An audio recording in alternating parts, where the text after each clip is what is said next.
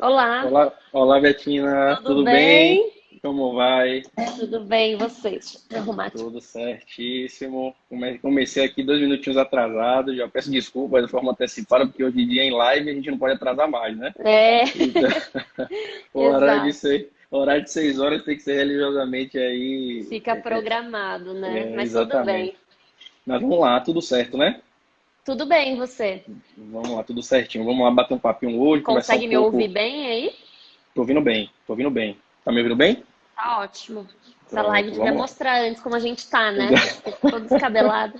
Bota o espelhinho do lado proximamente para dar uma ajudada. Mas vamos lá, Betina. Betina, primeiramente, muito obrigado, tá bom, pela participação, né, pelo tempo, pela disponibilidade aí para estar batendo um papo com a gente aqui, com todos os nossos seguidores, investidores da Act Investimentos. E a ideia hoje é esse bate-papo mesmo, é uma forma mais de contraída aí, de falar um pouco de mercado, um pouco desse momento aí que a gente vem vivendo, né? E Sim, passar para as pessoas aí, né, uma percepção, principalmente da XP Investimentos hoje, que é a casa que você representa, né, e que a gente da Act Investimento também, né, como escritório credenciados hoje representamos, mas para passar para o nosso investidor em geral aí, qual é a percepção em relação a esse momento de mercado e qual é realmente a projeção que a gente enxerga aí para os próximos meses, né, principalmente até o final desse ano aí de dezembro de 2020. Então, primeiramente, se você pudesse apresentar, acho que claro. antes da gente iniciar. Antes de tudo, obrigada pelo convite. Obrigada pela live, para todo mundo aí que está participando. São várias lives, né? Então é uma honra ter a presença de todos aqui. Perfeito. Bom, eu sou a Betina, eu sou analista de ações da XP. Resumidamente, né, sobre a minha trajetória, eu sou formada em economia pelo INSPER, estou no mercado Hum, financeiro há 7 anos. Comecei já fazendo análise de empresas para recomendar compra e venda de ações. Comecei no HSBC como estagiária, depois fiquei alguns anos no Bank of America Merrill Lynch. Fiquei um ano, foi o ano que eu saí do mercado financeiro, que eu fui para a Stone Pagamentos, na área de planejamento comercial. E aí eu uhum, voltei para a XP para começar o time de análise junto com o Karel, que era meu chefe no Bank of America e foi chamado para iniciar essa área na XP com o objetivo bem alinhado com a missão da XP de democratizar a informação, né? Então, perfeito. quando eu fazia análise de investimentos, né, de compra e venda de ações, nos outros bancos a gente chama do research tradicional, né, que é essa área de Uhum, análise tradicional que atende principalmente os grandes fundos de investimentos. Então, muitas vezes, esses fundos de investimentos, né, tem vários analistas, muitas vezes eles até sabem mais do que o analista, né, que está fazendo a cobertura. recomendação e estuda a empresa. E aí eu vim para a XP com o objetivo de fazer isso também, mas além dos clientes dos fundos de investimentos, para clientes Uhum, pessoas físicas também. Então, a perfeito. gente tem feito esse trabalho. Nosso time é formado parecido com o que os outros times de análise de outras casas são formados. Então, a gente tem hoje 7 analistas, dividido entre setores. Então, cada um é responsável por um ou mais setores. Uhum, Atualmente, eu sou responsável pelos setores de alimentos e bebidas. Então, eu faço recomendação de compra e venda de ações para empresas de proteínas, basicamente, BRF, Marfrig, JBS e Ambev. E faço uhum, parte do time de estratégia de bolsa também. Então, falo bastante sobre bolsa e sobre os papéis de maneira geral. É perfeito. basicamente isso. Obrigada, gente, pelas Uhum. mensagens carinhosas. Pessoal jogando duro aí nos comentários. Depois a gente abre para pergunta também. Vamos lá, Beto. Então, antes da gente começar, eu acho que é interessante a gente fazer um overview, né? Passar aí por alguns pontos que vem se desenrolando aí ao longo de 2020. Né? A gente vem trazendo um cenário ainda de bastante incerteza, mas muito melhor do que o pico da crise foi aí no dia 23 de março, né? Sim. E a ideia geral agora é passar assim, uma visão geral, né, de você como analista da própria XP e da própria XP em si, principalmente que acho que essa pessoa soltou hoje o novo, né, a revisão do target do Ibovespa de 94 mil pontos para 112. Então, falar um pouco dessa revisão, o que, que levou essa revisão de Sim, tendência de vocês para um patamar um pouco mais elevado, e falar um pouco mais, de forma um pouco mais profunda, quais são os fatores que incentivaram vocês a revisar esse número um pouco mais para cima. Tá. Até antes de falar dessa revisão, eu vou contar um pouco o panorama, de maneira breve, Ah, de tudo boa. o que aconteceu, para todo mundo entender essas movimentações também do mercado, né? Porque a gente viu Perfeito. várias fases e vários acontecimentos.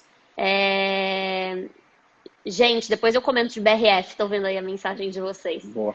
Mas falando do panorama, até porque aconteceu muita coisa, né? E tem acontecido muita coisa. Então é legal a gente lembrar quais foram esses movimentos. Mas basicamente, quando a gente estava lá no começo do ano, foi quando a gente começou a falar de coronavírus, principalmente na China, né? Que foi onde Uhum. começou tudo. Num primeiro momento, claro, estava todo mundo de olho, né? Monitorando o que estava acontecendo lá.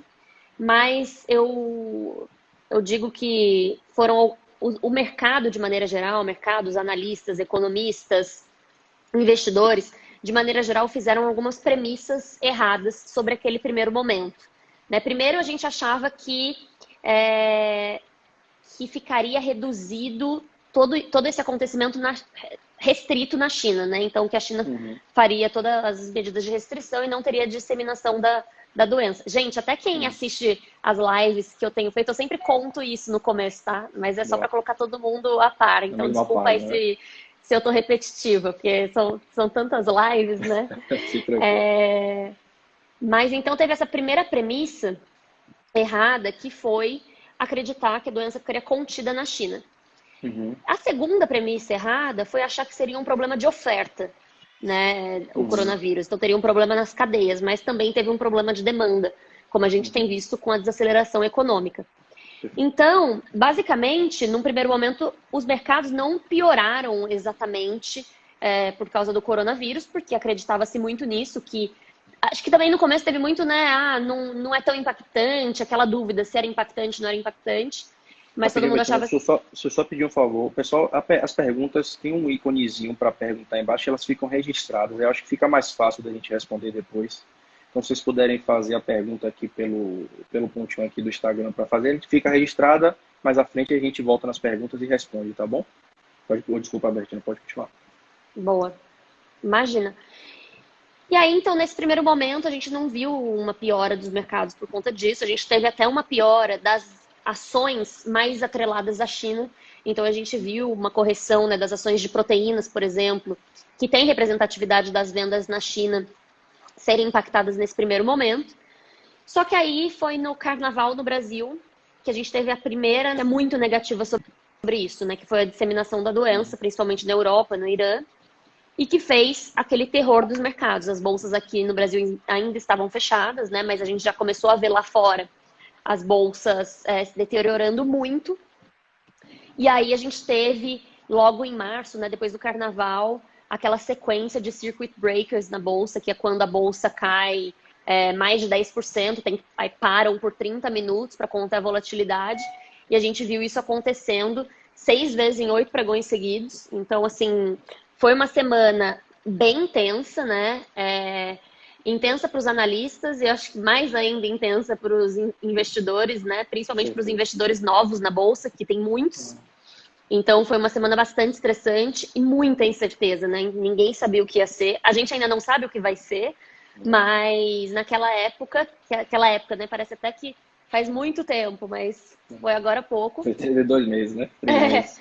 Perfeito. Foram noites muito mal dormidas, né, dos investidores. Então, teve esse primeiro momento. Depois disso, a gente começou a ver as primeiras medidas de estímulos dos governos, né? Então, foi o primeiro momento que as bolsas começaram a corrigir, Uhum. derivadas, né, desse reflexo desses estímulos, principalmente nos Estados Unidos, com estímulo econômico de mais de 10% do PIB, né? Então, teve uma ajuda também para a Bolsa Brasileira devido aos mercados internacionais em melhora. Aí depois a gente teve uma outra fase de dúvidas aqui no Brasil de como esse dinheiro chegaria nas pessoas que mais precisam. Lembrando que hoje o PIB brasileiro, né, 63% do PIB vem de serviços. Então, a partir do momento que a gente vê quarentenas, paralisações das atividades, tem um impacto muito significativo e muito negativo para o PIB, né? E muito negativo para as pequenas e médias empresas, que é grande parte, né, das empresas no país. Então, uma situação bem complexa economicamente falando. Apesar, né, desses desafios, a gente viu então os estímulos aconteceram que ajudaram as bolsas. A gente viu também, mais recentemente, as curvas em outros países, né, chegando no pico já. Então a gente viu o achatamento das curvas, que é um dos principais sinais positivos, né, de contenção da doença, apesar de ter vários receios ainda de segunda onda, terceira onda e não ter uma vacina ainda, de fato, para acabar com isso. Foram algumas notícias positivas que acabaram diminuindo a aversão a risco que a gente tem visto atualmente. Então, vale lembrar que no Brasil, apesar desse otimismo das bolsas, né, a gente, no mês passado, a gente estava falando de crise na saúde, né, crise econômica e crise política também. Então, vários pontos que prejudicaram muito a situação aqui. Então, a Bolsa Brasileira, nesse tempo, né, ficou entre a pior, na verdade, do mundo. A moeda também super desvalorizada, né, o real. Só que agora, nesse último mês, o Ibovespa teve uma super performance, né, e muito reflexo de toda essa situação desse otimismo com melhora, né, nas curvas das doenças em outros países, estímulos também, a gente continua vendo estímulos de outras economias, né? Então, esse é um fator que acabou ajudando bastante e até já puxando o gancho para a nossa revisão do preço-alvo do Ibovespa, 2 semanas atrás a gente fez reuniões com investidores estrangeiros. A gente até soltou um relatório de feedback dessas reuniões justamente para falar qual que é o sentimento dos investidores estrangeiros para o Brasil, né? E no relatório a gente falava que o sentimento era muito negativo, de maneira geral. Mas que era tão consensual esse sentimento negativo e já estava tanta coisa, digamos assim, no preço, que qualquer melhora marginal poderia fazer preço, né? Então, é um pouco do que a gente está vendo agora.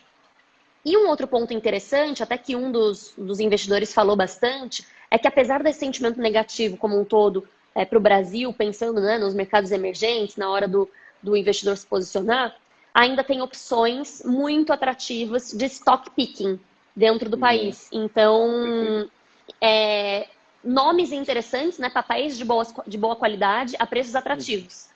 Então, esse é um outro ponto também. Então, na verdade, a nossa revisão do Ibovespa reflete um pouco disso, né? Esse sentimento que era muito consensual negativo, então qualquer melhora marginal seria uma oportunidade. A redução da aversão a risco no mundo, então com a melhora nas curvas de outros países, com os estímulos acontecendo, então tudo isso. A rotação, então a própria realocação dos investidores, porque o que a gente viu, né, principalmente nos Estados Unidos? A gente viu as ações de tecnologia, que são as ações de crescimento, que a gente chama, tendo uma performance muito positiva, que inclusive foram as principais ações que puxaram os índices americanos, né, para cima. Justamente porque são empresas disruptivas, que estão já fazendo uma transformação há muito tempo e agora só acelerou essa transformação. Então, a gente viu uma correção muito positiva delas. Só que as ações da velha economia, né, digamos assim, aquelas empresas como bancos, como commodities, ficaram para trás. E agora a gente está vendo com as potenciais reaberturas dos países, as curvas achatando, os estímulos, os investidores estão olhando muito as empresas, as ações que ficaram para trás, né? E essas ações que ficaram para trás, que são as ações de valor, como commodities e bancos, a gente viu essa rotação no último mês, né, de investimento de crescimento para empresas de valor. E no Brasil, a gente tem uma parcela muito significativa do Ibovespa, que são bancos e commodities, né? A gente está falando aí de quase metade do Ibovespa. Então, é bastante relevante e é um ponto muito benéfico para esse movimento positivo do Ibovespa. Além disso, a gente viu, né, um começo da tendência de fraqueza do dólar, então também ligado, né, à diminuição da aversão a risco no mundo. E o preço das commodities se recuperando do menor patamar em 20 anos. Então foram esses principais fatores que elevaram, né, o otimismo com a Bolsa aqui no Brasil.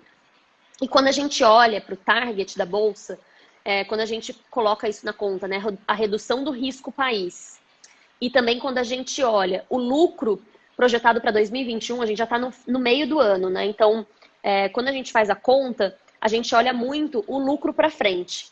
Só que não faz mais sentido olhar o lucro de 2020, porque o lucro de 2020, né, as estimativas já foram corrigidas para queda de 45% nos lucros desse ano, e a gente está falando de efeitos passageiros, né? Então, assim, não estou dizendo que vai voltar do jeito que era, enfim, a gente tem vários pontos que não dá para ter certeza. Mas, quando a gente olha para 2021, a gente já está vendo, né, pelas expectativas do mercado, um aumento de 100% dos lucros.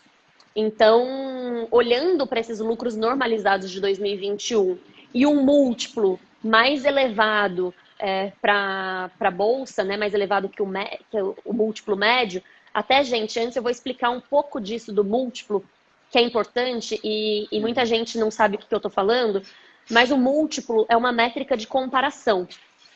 Eu gosto de falar que é como se você fosse comprar um imóvel e você tem que olhar uma métrica que seja comparável para você escolher os imóveis. Então, no geral, quando você comprar um imóvel, suponha que uma pessoa chega para você e fala assim, achei um apartamento bom para você. Você fala, quanto é? A pessoa fala, R$1 milhão. Só com essa informação, você sabe se tá barato ou tá caro? Não, né? Você vai perguntar, mas onde que é? Quantos metros tem? Então, no geral, a gente compara metro quadrado de apartamentos de uma mesma região. E o múltiplo é basicamente isso. A gente está falando de preço sobre lucro. Quando a gente olha o preço sobre lucro, a gente compara de empresas parecidas. Então, é uma métrica que é muito utilizada, mas também tem que tomar esses cuidados na hora da comparação. E quando a gente olha o preço sobre lucro do Ibovespa, histórico, é mais ou menos de 12,5 vezes. Hoje está muito alto, né? Até porque o lucro, né, que é o denominador, foi muito para baixo. Mas quando a gente olha para 2021, a gente acha que 14 vezes é um múltiplo justo, que é no topo do range, né, do histórico, e é num momento que os juros estão muito baixos no país. Então, pensando nesse lucro de 2021 e nesse múltiplo de 14 vezes, a gente chega num preço-alvo de 112 mil pontos por Ibovespa. Antes a gente tinha 94 mil pontos. E muita gente se pergunta, né? Mas como que faz isso? Fica mudando o preço-alvo? Eu gosto de falar que, assim, está mudando o preço-alvo ainda bem. Porque significa pra que cima, a gente... né? Não, e para cima, melhor ainda. Mas quando a gente faz revisão de empresas, por exemplo, isso é muito comum, né? E o nosso trabalho é justamente esse. Quando a gente enxerga alterações nas premissas macroeconômicas ou premissas que impactam o resultado das empresas, esse número tem que ser alterado. Então, por isso que a gente vê muitas vezes, né? Muitas vezes a gente faz essa atualização dos modelos e atualização das nossas estimativas. Não só nós, né, da XP, mas o mercado como um todo. Perfeito. E um outro ponto, só para fechar esse assunto do target do Ibovespa, né, do preço-alvo, muita gente se apega muito ao preço-alvo do Ibovespa. Isso é um ponto que eu gosto de falar assim, não se apegue a um número. É muito melhor entender qual que é o fundamento, o que está por trás disso. E o Ibovespa, na verdade, tem várias empresas dentro, né? Então, na verdade, por mais que seja um preço-alvo ou um outro, quando você olha dentro das ações para investir, são casos diferentes, né? Então, são setores que têm movimentações diferentes, situações diferentes e empresas diferentes dentro dos setores. Então, é muito importante ter esse entendimento também. Eu acho que até um exemplo claro que a gente conseguiu enxergar aí de março para cá foram algumas das empresas que você cobre, né? Tanto JBS como BRF como Marfrig, descolou bastante do Ibovespa, né? O que a gente está vendo aí de março para cá. Acho que JBS, depois a gente pode até fazer um relativo entre os setores aí. Eu acho interessante falar o porquê, né, dessa movimentação de preço que foi um pouco discrepante, né? BRF e Marfrig subiram, JBS segurou um pouco mais. Mas o que a gente conseguiu enxergar é que dentre os setores ali que foram mais beneficiados principalmente pela subida mais forte do dólar, né, que chegou ao patamar próximo de R$ 6, essas ações exportadoras foram aqui mais apreciaram, mais subiram nesse período. Então, isso já reflete um pouco o que você falou, né, desse descasamento de alguns setores ou algumas ações específicas que acabam sendo beneficiadas por esse movimento de retomada, por esse movimento de subida. Mas antes da gente entrar no setor um pouco mais específico, Betina, eu queria que você falasse um pouco mais até do dólar, né? Eu vi que a XP falou um pouco da moeda aí no último relatório que soltou em relação a como é que essa movimentação dessa moeda, né, do dólar principalmente, afeta a bolsa em si. A gente saiu de um patamar de 6 hoje, até onde eu olhei, chegou a bater 4,88. Então ainda está em uma tendência forte de queda, como isso impacta efetivamente a bolsa de uma forma geral, e aí depois a gente entra especificamente nos setores que você cobre, que eu acho interessante a gente passar alguns pontos também. Eu acho que tem assim, tem alguns fatores, até tem vários fatores estruturais, né, para explicar a moeda brasileira mais depreciada, enfim, o próprio juros menores fazem com que a atratividade para o investidor estrangeiro fique menor, né? Então, antes o Brasil era visto como um país que rendia, a renda fixa rendia altas taxas, hoje não é mais, né? Essa diferença está menor com outros países, então tem esse próprio movimento. Mas teve um movimento agora também da própria diminuição da aversão a risco, né? Antes a gente viu muito esse movimento das moedas de mercados emergentes depreciando, né? Então o dólar mais forte, mas agora a gente viu o dólar mais enfraquecido também com essa diminuição do risco. Então teve um pouco dessa movimentação. Acho que também, claro, tem um pouco também da melhor atratividade aqui no Brasil, com as coisas melhorando marginalmente, né? De novo, a gente ainda tem muitas incertezas, por isso que é muito importante ter cautela, né? E saber onde que está investindo. Mas teve esse tipo de movimento. E para o investidor que está olhando, né, aqui, acaba que com essa queda, né, com essa queda da moeda, fica mais interessante. Tem assim, diversos impactos para as empresas em si. Né? Como você mesmo falou, as exportadoras. A gente viu no começo do ano, até com a alta do dólar, foi um dos pontos que ajudou muito as exportadoras e as empresas que têm receita dolarizada, né? Então, foi muito positivo. E agora a gente viu, né, com a volta do dólar, né, com a queda do dólar, essas empresas também sofrendo. Né? Claro que tem algumas especificidades dos setores de cada uma. Eu vou falar daqui a pouco mais de proteínas, né? Que um monte de gente já mandou aí perguntando. Mas aqui. Tem vários pontos específicos de proteínas que também favoreceram a alta das ações. Quando a gente olha para celulose também, para minério também. Mas, de fato, essa movimentação do dólar acaba impactando as empresas. Então, é diferente, o impacto maior é para as empresas que têm essa receita dolarizada e quem tem custo e dívida dolarizado também. A dívida dolarizada, acho que é um ponto importante que também levou muita preocupação de muita gente, né, com essa alta do dólar, para as empresas que têm mais dívidas dolarizadas. Mas um ponto importante é que essa variação cambial, né, esse efeito na dívida não é caixa.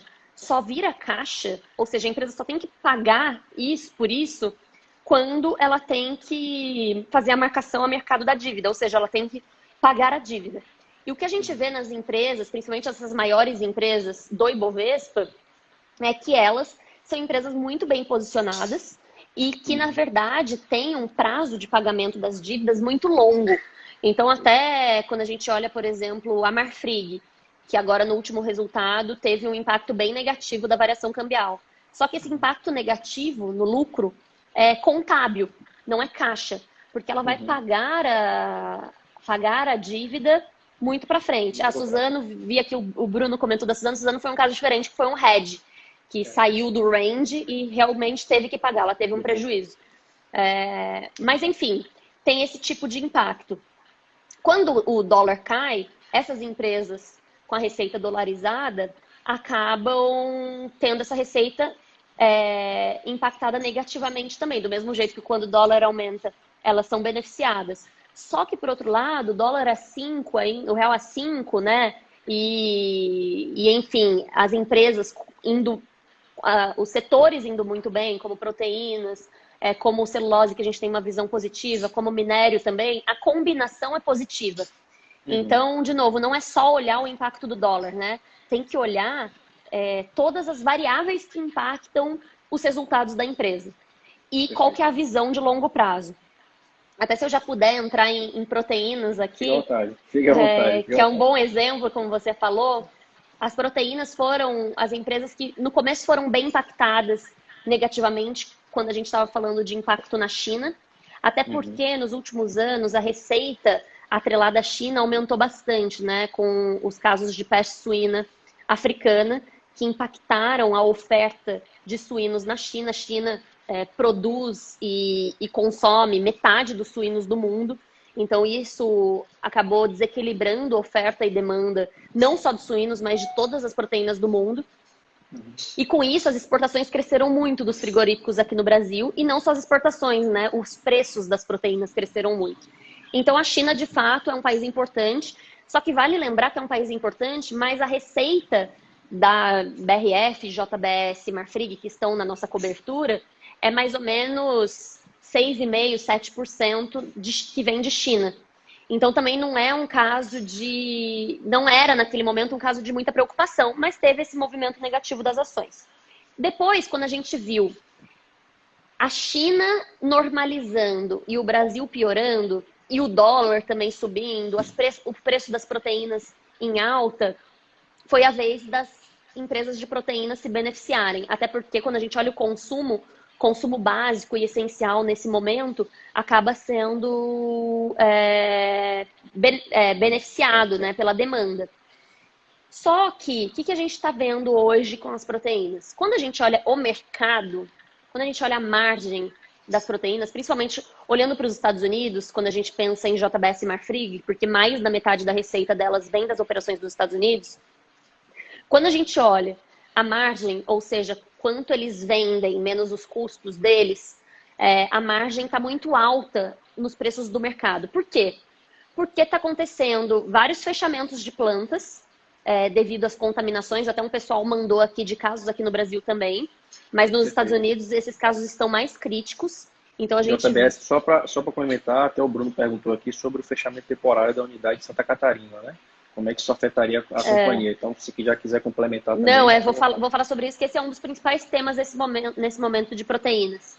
Mas o grande ponto é que, quando a gente olha, acontecem vários fechamentos de plantas temporários devido à contaminação, e aí sobra gado no pasto, né, que é o custo, e falta proteína na prateleira do supermercado, ou seja, os preços da proteína sobem. Então, quando a gente olha os preços a mercado, a margem está mais alta. Só que o que acontece? Quando a gente olha só essa conta, sem pensar nas especificidades das empresas, parece que está tudo maravilhoso. Só que o que acontece? Isso não leva em conta os custos que cada empresa tem. Então, empresas que têm mais fechamentos, por mais que os fechamentos aconteçam em 2 semanas e a planta já volta, isso eleva o custo da empresa. A taxa de utilização também cai, então tem um impacto nessa margem e a margem acaba sendo prejudicada no curto prazo. E o que a gente tem visto para a JBS? A JBS é uma das empresas que teve mais impactos desses fechamentos.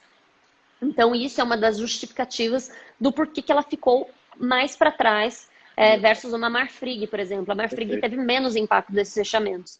Mas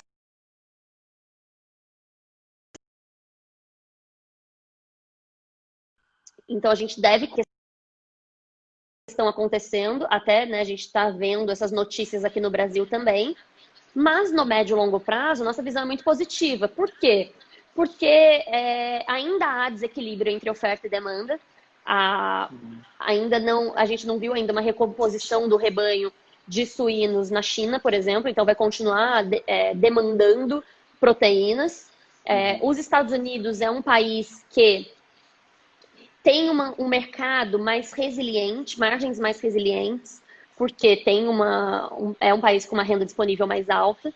Então, realmente, as empresas que estão lá acabam sendo beneficiadas. Sem contar que todas essas empresas maiores, né, os frigoríficos aqui no Brasil, eles são muito bem diversificados geograficamente. Então, isso favorece muito as vendas dessas empresas.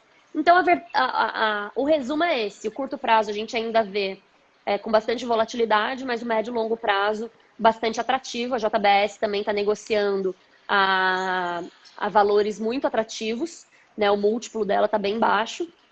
E a gente tem recomendação de compra tanto para a JBS, quanto para a Marfrig, quanto para a BRF. É só, Helena, acho que para esse mês agora de junho, eu vi que a XP mudou no relatório, tirou o Marfrig, né, e botou Iguatemi como ação aí para o mês de junho. Essa mudança é mais tática, estratégica, é um momento A mesmo do papel? mudança, até pensando antes, tinha JBS e Marfrig na carteira, né? A gente tirou o Marfrig e deixou JBS. Isso foi bem tático, a gente continua gostando muito de Marfrig. Acho que é uma das empresas que vai continuar se beneficiando desse momento para as proteínas. Mas quando a gente olha no relativo, a JBS ficou mais para trás, né? Então esse foi o pensamento. E também teve uma movimentação de exposição na nossa carteira. A gente aumentou a exposição para empresas, para ações de empresas de qualidade e com fundamentos bem positivos no médio e longo prazo, a preços atrativos. E principalmente focada no doméstico cíclico, né? Porque com esse otimismo no Brasil, com reabertura econômica, com achatamento de curva, né, que a gente ainda espera ver, né, ainda não viu, mas com achatamento de curva e estímulos de várias frentes, essas empresas que são empresas de qualidade, bem posicionadas para passar por esse curto prazo, a preços atrativos, são interessantes e por isso que a gente colocou na carteira. Então, foi basicamente um aumento de exposição para empresas domésticas e diminuição de exportadores, né? Principalmente que já tinham andado, né? Perfeito. Algum drive específico para a Marfrig voltar para a carteira, que vocês acham que no curto e médio prazo pode retornar para que essa ação seja colocada de novo aí na carteira recomendada, não? Então, na verdade, assim, a gente continua gostando muito de Marfrig, né? A gente tem recomendação de compra, a gente vê um alto potencial. Que, assim, infelizmente a carteira é uma top 10, né? Então só tem 10 lugares. A Marfrig já estava há algum tempo na carteira e, de fato, ajudou bastante a carteira. Mas foi uma movimentação mais tática mesmo, né? A gente colocou Ezetec, colocou Iguatemi, colocou lojas americanas.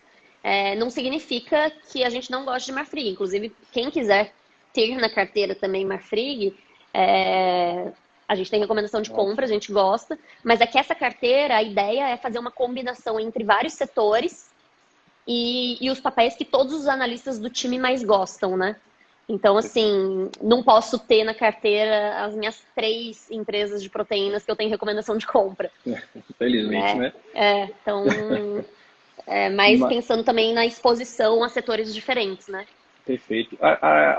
Só para entender, acho que aconteceu, tipo, alguém colocou aqui agora mais cedo em relação a Suzano, né? Que a gente teve aquele evento aí pós divulgação de resultados. A ação vem caindo bastante aí desde então.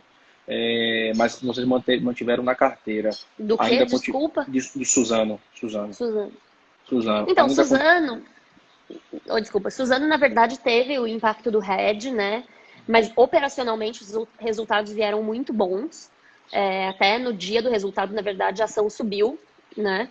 Mas a nossa visão para o mercado de celulose é uma visão positiva. Já faz algum tempo que os preços de celulose estão muito depreciados, né? Estão muito pressionados. Mas eles já estão há muito tempo também no custo de produção, no valor do custo de produção. Ou seja, para os produtores, na China, por exemplo, nesse preço de celulose não vale mais a pena produzir celulose. Então, essa combinação, né, dos preços nesses níveis e estoques também menores, a gente acha que é positivo para o mercado de celulose para frente. Então, por mais que os preços ainda estejam deteriorados, a gente gosta. A gente olha, né, vê a demanda mais forte também, combinada à oferta também equilibrada. Então, por isso que a gente gosta do papel. Perfeito. Tem até uma pergunta aqui do Felipe, que eu acho que é oportuno também a gente falar, porque está na carteira também no top 10. em relação à compra de ações nesse momento, né, Banco do Brasil, Iguatemi, que apresentam atualmente aí valores abaixo de R$ 20, se, né, vocês com certeza cobrindo e acham interessante, mas qual seria o racional aí por trás dessas duas empresas aí, Banco do Brasil e Iguatemi? Então, dentro dos bancos, a gente gosta do Banco do Brasil porque é um banco que está num patamar super atrativo, muito descontado versus os outros bancos, e é um banco que tem uma carteira mais defensiva. 40% da carteira é crédito rural e crédito consignado, que tem uma inadimplência mais baixa. Então, quando a gente pensa em exposição a bancos, de novo, bancos tem uma representatividade bem alta no Ibovespa, né? Uhum. A gente está falando aí de quase 30%. Então, hoje a gente escolhe Banco do Brasil como banco mais atrativo no preço que está e também com essa carteira mais defensiva. Então, a gente vê essa oportunidade. E, no fim, é uma das 10 ações dessa carteira, ou seja, 10% da nossa exposição, né? E Iguatemi é uma ação também que a gente vê potencial. Claro que no curto prazo é desafiador, né? A gente com os fechamentos e as vendas prejudicadas, né? O ganho com o estacionamento prejudicado também. Então, assim, um curto prazo desafiador. Mas é uma empresa que tem ótima qualidade, por mais que a gente não sabe ainda como vai ser a volta do fluxo para os shoppings, né? Depois que tudo voltar. Mas é uma empresa que tem ativos de muita qualidade, bem posicionados, a preços interessantes, e toda essa questão de reabertura econômica acaba beneficiando muito essas empresas, né, que ficaram para trás e, de fato, já tiveram uma correção até. Perfeito, perfeito, Alexandre. Só antes da gente, agora já na verdade a gente entrou já um pouco mais na parte de setores específicos, falou bastante do setor de proteína, mas o pessoal tem questionado bastante também sobre Ambev, né? O que é XP, o que vocês vêm enxergando aí como potencial para a empresa, né? O que vocês acham, né, dessa empresa aí para o cenário até 2020 aí, como é que esse preço barra valor vai se comportar aí nesse ano de 2020, né? Então, Ambev, assim, é uma ação que, desde quando começou o coronavírus, a gente tem falado, né? É um papel que, de fato, quando a gente olha o resultado da empresa, 55% das vendas de cerveja no Brasil vem de bares e restaurantes. Então, assim, com o fechamento dos bares e restaurantes, né, e paralisação, tem um impacto muito significativo no resultado. A gente viu isso no primeiro trimestre e o segundo trimestre deve ser ainda mais forte esse impacto. Tem uma grande questão de dúvida com a desaceleração econômica, fica mais difícil para o posicionamento das marcas deles, porque está bem no meio da pirâmide que a gente chama, né? Então, em momentos de desaceleração econômica, pode acontecer um trade down, que é as pessoas consumirem cervejas mais baratas, mas é uma empresa que está muito bem posicionada financeiramente, ela tem mais caixa do que dívida, então ela até chegou a ficar um tempo na nossa carteira, no começo, como uma empresa aí, bem resiliente, né, e preparada para passar por esse curto prazo desafiador. Quando a gente olha o preço sobre lucro dela, a gente acha que 19 vezes é justo. Então, por isso que a gente tem recomendação de neutro. E quando a gente compara com outros papéis que são expostos ao mercado doméstico, a gente vê maior potencial em outros papéis. Até porque, quando a gente pensa no futuro do mercado de cerveja, tem ainda muitas dúvidas estruturais. Claro que, na nossa visão, assim, a empresa é uma empresa muito boa, tem um time excelente, tem feito várias coisas interessantes nesse momento de pandemia, mesmo com todos os desafios, né? Como as lives que eles estão promovendo as marcas deles, como o Zé Delivery, que é a plataforma de entrega online de cerveja. Então, assim, realmente eles estão bem posicionados, mas ainda tem muita incerteza do que vai ser. A competição está bastante acirrada. Então, tem vários pontos. Até fica aí o convite para quem quiser saber mais sobre o que o CEO e o CFO têm falado. A gente fez recentemente uma reunião com eles e tem lá no nosso site, conteúdos.xpi.com.br, o relatório com o feedback da empresa, tudo que ela tem feito. Mas, assim, resumidamente, é uma empresa muito boa, bem posicionada financeiramente para passar por isso, mas quando a gente olha potencial, e exposição a empresas domésticas, acha que tem outros nomes mais atrativos. Perfeito. Só vou pontuar aqui a carteira top 10 da XP, o pessoal me perguntando. A carteira hoje no Banco do Brasil, né? CESP, JBS, Iguatemi, Zetec, Lojas Americanas, Localiza, Suzano, Vale e Vivara. Não é isso? Então, assim, é bem diversificado em termos de setores também, tentando absorver boa parte aí da retomada, né? Mais de forma protegida, né? Que a gente não concentra, não tem concentração em setores. Gente, assim, só para explicar um pouco para vocês, né? No longo prazo, as ações são reflexo do lucro da empresa, no longo para frente, né? Então, o mercado sempre antecipa o que vai acontecer para frente. Então, até essas empresas que têm impactos operacionais no curto prazo, com fechamento, até o Rafael mandou aqui, né, que os shoppings estão vazios na cidade dele.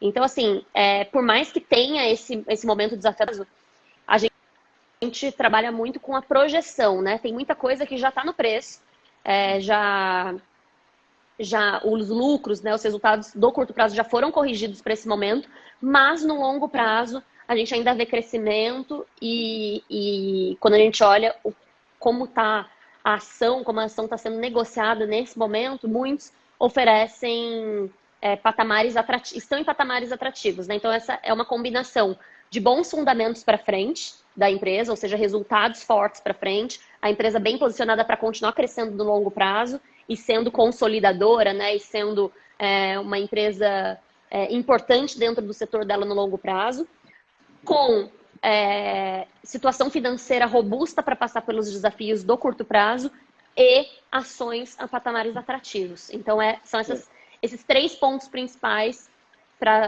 a atratividade, né, do papel quando a gente pensa no investimento de médio e longo prazo. Tivemos até uma pergunta aqui que eu acho que está bem relacionado com o que você falou agora. Você acha que a próxima temporada de balanço das empresas ela já está no preço atual? Já passou por toda essa retomada aí de março, preços mais depreciados, retomada da bolsa? Você acha que a próxima temporada já acho que muita coisa já está assim. O lucro de 2020 já foi revisado 45% para baixo para as empresas no geral.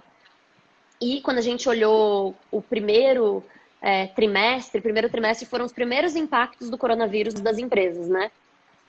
E as empresas falaram já bastante coisa sobre o que elas esperavam do segundo trimestre. Ninguém espera que o segundo trimestre já vai ter uma recuperação, né? Porque até a gente viu a quarentena mais no fim do primeiro trimestre, na última quinzena de março. Esse trimestre agora que vai ser gerado. E o segundo trimestre que é o impacto mesmo, né? Então, sim, eu acho que tem muita coisa já no preço. Boa. Falando assim de uma forma mais geral, até sua perspectiva em relação à bolsa, né? A gente está vendo um movimento muito forte de pessoa física entrando na bolsa ultimamente, né? O estrangeiro saiu muito em maio, quase 80 bi de saída no mercado à vista, mas a gente está vendo uma retomada também do investidor estrangeiro agora em junho, né?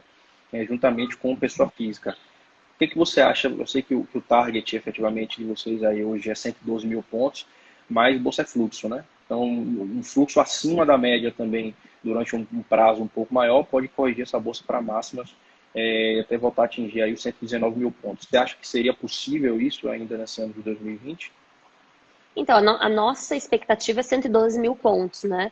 Quando a gente pensa em fluxo, independente do investidor estrangeiro, o que a gente vê muito é que a alocação para a bolsa, pensando na alocação doméstica dos investidores daqui, ainda é baixa. Então, ainda tem uma movimentação para acontecer de realocação para a bolsa, até porque a gente está vendo aí os juros cada vez mais baixos, né? De mais um corte agora em junho. Então, a gente está falando de juros a 2%, né? Então, a busca da rentabilidade, inevitavelmente, o foco vira para a bolsa.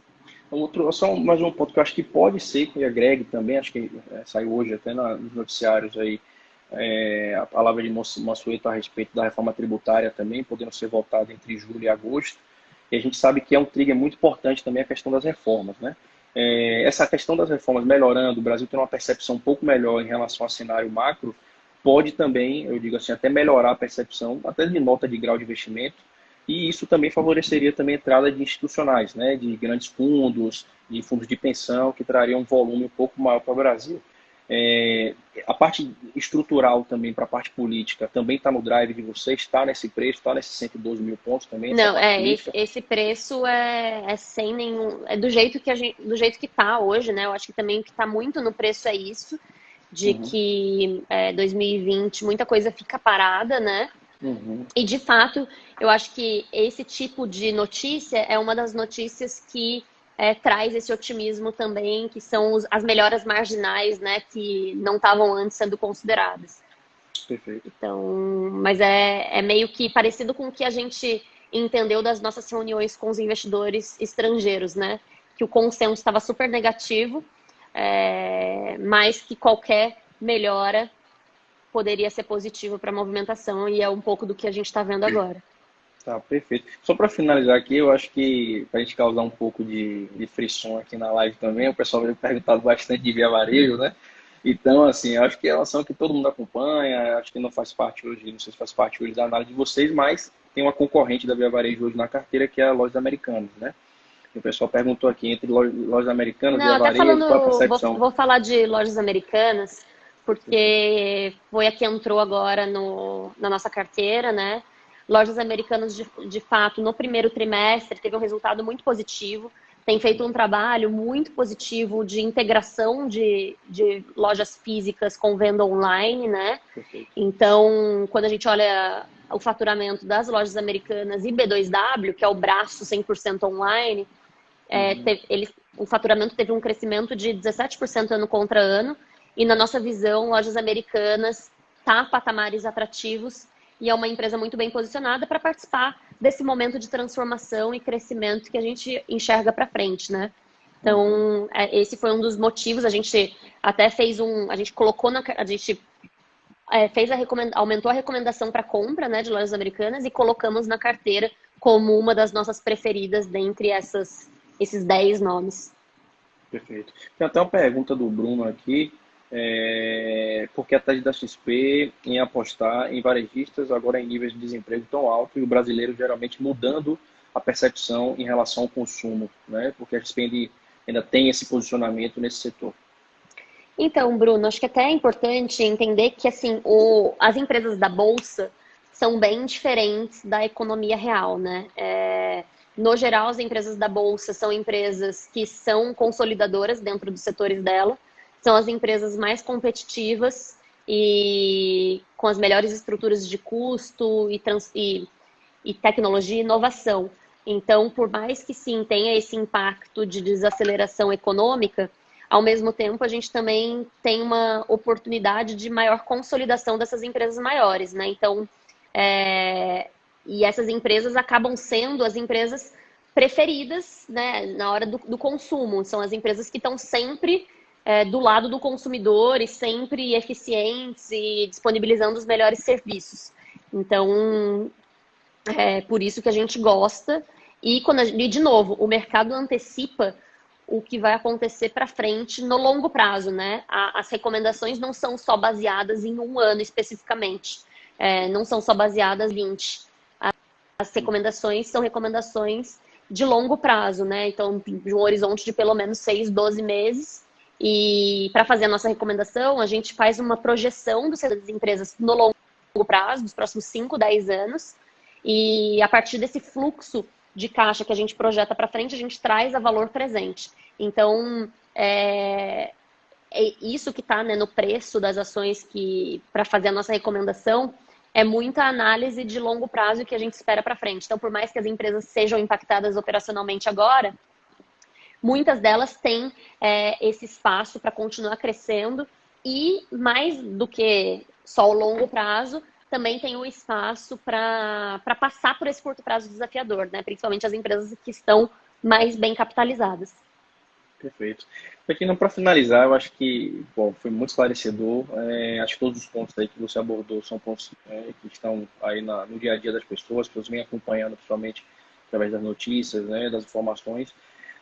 Mas assim, cenário de juros provavelmente mais baixo, né, perspectiva ainda de uma queda maior esse ano. O reflexo disso provavelmente seja a bolsa, porque renda fixa, teoricamente, a gente vai ter um juros praticamente zerado, né, em 2020, juros real. Para as pessoas que estão iniciando, né, dando esse primeiro passo na bolsa, saindo efetivamente da inércia e procurando realmente bons ativos, qual seria a dica? E o que você acha que seria importante para esse investidor iniciar na bolsa e começar os seus investimentos? Eu acho que é importante, muita gente fica em busca, né, qual é a ação que é a nova Magazine Luiza. Então, acho que tirar um pouco isso da cabeça, entender fundamento, entender por que a empresa vai continuar crescendo e mais do que nunca, por que ela vai passar por esse momento e ser a empresa no longo prazo, né? Esse é um ponto importante.